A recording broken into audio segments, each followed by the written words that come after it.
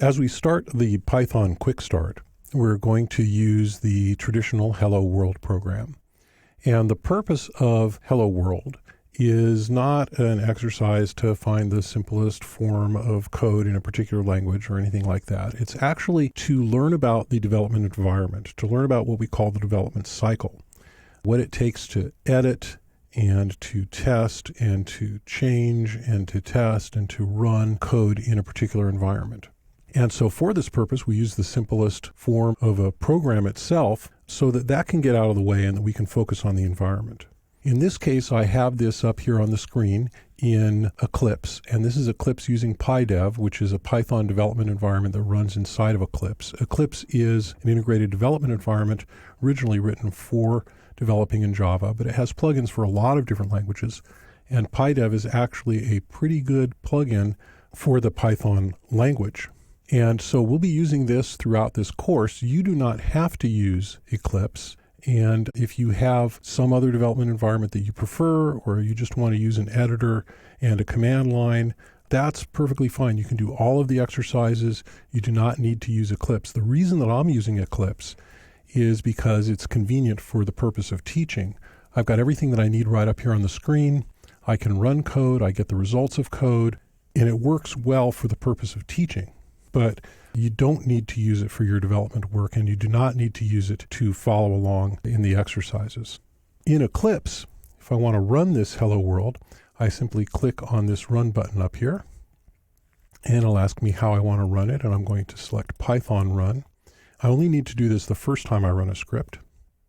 So I'm going to say OK, and here we have the result down here, Hello World. If I were running this in another environment, and I actually have this script loaded up here on a Unix server, this is my Unix server. There's the script. You see it's exactly the same. And if I run it, I say ./hello.py, and it runs it. An important part of this is this shebang line. If we look here in Eclipse, we see this shebang line here. In many environments, mostly Unix-based environments, but this includes Macintosh, and it includes many, many web servers that are running Unix-based operating systems like Linux or BSD. This shebang line is actually very important. It's called a shebang line because it starts with a hash, and then it has an exclamation mark, which is sometimes called a bang. And then after that, it has the path to the interpreter that will be used to run this script. When the script is executed and the shell sees it, it will look here for the interpreter and then use that to run the script. So sometimes you'll see a bash up here or Perl or something like that. And all that's doing is it's telling the shell to use that interpreter to run whatever script is there. For Python, it's going to be something like this. It might be user bin Python. It might be user local bin Python. It might be user bin env Python, something like that.